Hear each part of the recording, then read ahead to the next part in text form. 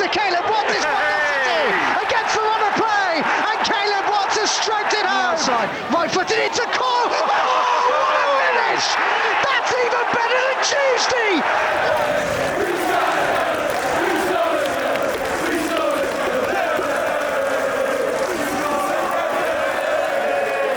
Kev, looking back on Saturday's win at Bristol Rovers, what do you think was the key to taking the 3 points?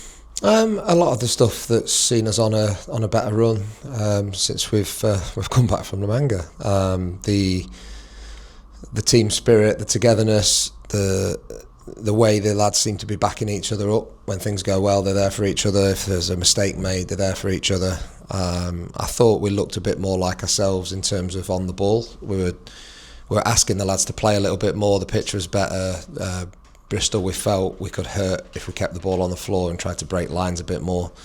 And I think they tried. I think they tried to put that into play. I think in the first half, they did really well to weather the early storms. I thought Bristol started really well. We were very much on the back foot for a little while. And then the first real bit of play, the first bit of quality that we showed, we broke through them.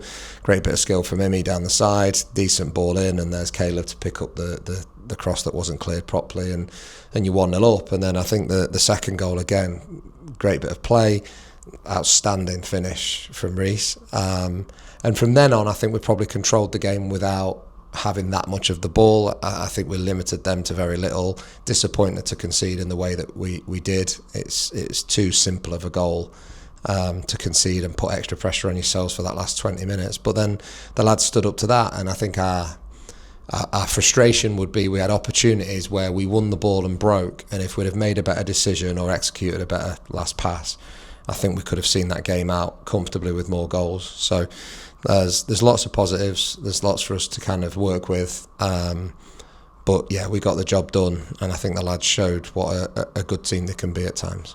How long before the match did you know that you'd be without Josh McGuinness, and how did that affect the preparations? Yeah, we knew most of the week, so it didn't really affect preparations, but with something like that, especially with the type of player that Josh is, it's not the kind of thing you want to sit here on the preview and say, yeah, we're missing him, and let them prepare for that. So I think we had to keep that one as quiet as we could. I think when you prepare for us, when you prepare for Josh McGuinness, it's very different to preparing for Andy or Sonny or anybody else that might play up there, just because of his physical profile. So you like to think that if you can keep one or two of those things up your sleeve, it might help you. And I think the lads did really well without him, because Josh has been a focal point this season. He's done really, really well to play as many minutes as he's played. So it's good that the lads could kind of take over the reins and still come out with a win. You mentioned Caleb's goal there. Was it pleasing to see him showing good instincts to kind of like chase up that rebound and be there to score? I'd say it's part instinct. It's also something that we work on a lot. You know, we have a name for how we attack the box, and I think the guys did that really well. We talk about the opposite triangle, about covering the scoring zone, which is the middle of the goal and kind of 6 to 12 yards out.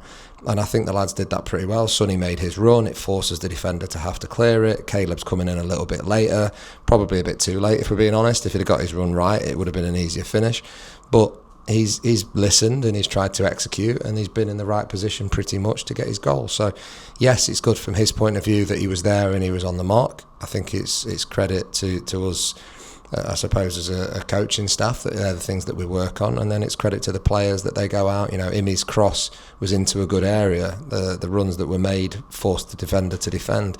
Caleb goes and does what he does. So yeah, a good goal from our point of view. Reece Cole said himself it's been a frustrating season for him with injury and, you know, not understanding his body this season, but these last two games he's really showed, you know, what he can offer, and his technique for that goal was exceptional. Yeah, I mean, this is the thing. A fit Reece Cole is an asset to any club in League One. This season, I know how frustrated he's been. I know how much he's been through. I also know how hard he's worked to get through that. And it's difficult for a young man who he's always felt like his career stuttered in the early part, and he wants to kick on and he wants it to be smooth sailing from now. Welcome to football. It never is. There's always something just ready down the line to trip you up again. But the guys that go on and have a real good career, they pick themselves up and they go again. And it's nice for Reece to be seeing some of the positives now and getting some of the benefit of the work that he's put in. And it's quickly forgotten. He's worked really hard for months to get himself back fit, and there's been times where he's been set back, and there's been times where he's been frustrated because he feels like he should be back in the team. But he's got himself almost ready. I still think he's got a long way to go to get himself fully fit, and I think he's on board with that. But I think with the rest of the games coming this season, with the off-season being really important for him, and then with next season, I think he's shown how effective he can be, particularly productivity. Goals, assists, set play delivery, bravery to pass forward. He's got a willingness to risk the ball, and he's got no problem with doing that, and then running around to try and win it back after. That's what goal scorers and goal providers do. So really pleased to see him getting in on the goals. Outrageous finish. Absolute love watching it back. It's very aesthetic, isn't it, from the angle behind the goal. But yeah, well done to him. Now he's got a kick on again because he's still got a long way to go. You mentioned just now, frustrating goal to concede at that point of the game, but were you pleased with the overall defence performance after that? Because we really looked strong. Yeah, I think that has been a real obvious part of what has given us success lately, the way the lads have defended the box. I think we need to do better at stopping crosses. I think we need to work harder when we're trying to win the ball higher up the pitch. But what we have done well is when that's not worked out, we've got into the middle of the goal, we've got on our toes, and we've been really aggressive to go and head the ball and clear the ball. I think Turns and Fitzy, they were excellent. Al Hartridge is in the best form I've seen him in, I think, ever.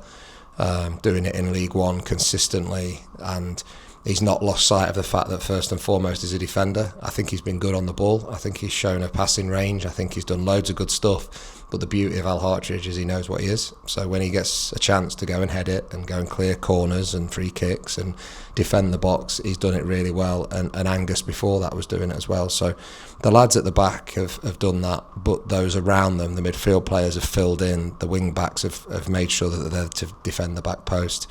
If I'm being critical, we could make things easier on ourselves by stopping the cross in the first place, by maybe getting the press right a little better higher up the pitch. But credit where it's due. That's real effort, it's real determination, and that's what it takes to be successful in League One against big teams. Jack Fitzwater, another who's had injury problems recently, returned and moved seamlessly back into defence like he did earlier in the season. He's just Mr. Dependable, really, isn't he? Great guy, great attitude. Gets himself fit and has a knack of being able to come in almost completely out of the cold and go straight in and perform, and it's brilliant to see him back, because again he's another one that will be frustrated that the season's not gone exactly as he wants it to, but he is Mr. Dependable. You know what you're going to get with Fitzy, and we look forward to kind of working with him and continuing to develop him really. Next, we've got Burton on Friday at St James Park, another side that are fighting to avoid the drop, so it's going to be another tough test for us. I think it's a really tough test. I think their management team deserves a huge amount of credit. The way they've recruited in January, the way they've kind of rebuilt a side, because when we played them, which was pretty much their first or second game, they looked broken. The team looked broken, the place looked broken, and they have galvanised it, they've rejuvenated it, the energy's there. When you watch them play, they're full of energy, they're full of fight. There's some similar characteristics to where we've been lately. They defend the box really well, they get back in numbers, they look like they've got each other's backs, and to go from where they were to where they are now is absolutely outstanding. From our point of view, we've got to find a way to break that down. We've got to find a way to match their energy. We've got to make sure that we're the aggressors and we're on the front foot. And we'll work over these next 2 or 3 days to make sure that we get that right. But this is a really, really tough game. When you're against a team that is fighting and clawing for everything they can get, you've really got to stand up to it, and you've really got to show what you're about. So look forward to that challenge. Look forward to the Easter weekend. I love it when the games come like that. But credit to Burton to get where they've got, and it's up to us to try and find a way to stop that momentum. Are these games that are kind of really interesting to prepare for? Because I guess in some respects you know what to expect. They're going to have to go for the game because they need a positive result. So does that affect how you prepare as well? You're aware of it. I wouldn't say it affects how you prepare, because we've got a great multidisciplinary team over there. We've got the analysts who are looking at the potential opportunities that we might have to hurt them and the threats they might bring. We've got the coaches who sit and we go through the games and have a look what it looks like from our perspective, with our eye. We've then got our players that we can pick from, and we've got our way of playing. So yes, we know that they're going to come determined, and we know that they're playing in a certain way, but I think when you play any team in League One, they bring a certain threat, they bring a certain issue, and it's up to us to nullify that issue and then impose ourselves on it. So we love preparing for games. We love the especially getting ready for a home game like that.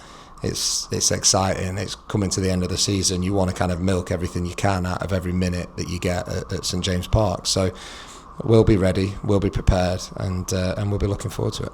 4 games to go. I know you're going to tell me it's next game's most important, but what is the ambition from the team for the last 4 games of the season? I've become predictable, haven't I? The next game is the most important, but we also know that we've got a little run now of 4 games where if we can get that next game right and we can pick up those points, we're in a position to fight for potentially 12th place. That would be an outstanding achievement. That would be something that we'd be really proud of. Now, we can only affect the next game, but yeah, we'll be going for that. We'll be aiming for as high as we can possibly aim. We would like to sit at that end of season do on the Sunday and be able to talk about a high league finish, a higher points tally than last season, an FA Cup run that we're all proud of, and a season that we can now go away and build from. So that would be the bigger picture, that would be the bigger plan. That's about as much as you get from me about talking about the future and not the next game, but lots to play for, lots to try and work for, and only a couple more weeks to do it. And just finally, away from football, on Friday we highlight the important cause in raising awareness for MND and the incredible work former CCT employee Pete Evely is doing with Mind Over MND. Pete's a legend. I mean, it's incredible how he's going about his business, how he's doing things. We've seen a lot of the stuff that he's done. He's kept in touch with the manager, some inspiring messages that he's sent to him. So yeah, it's an awful thing, MND, and if we can do anything to help, I think it's within our power. We should do everything we possibly can.